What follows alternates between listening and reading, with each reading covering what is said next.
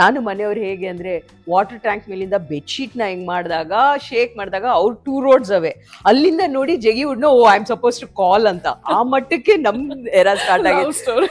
ನನ್ನ ಮಗಳ ಜೊತೆಗೆ I have learn to relax.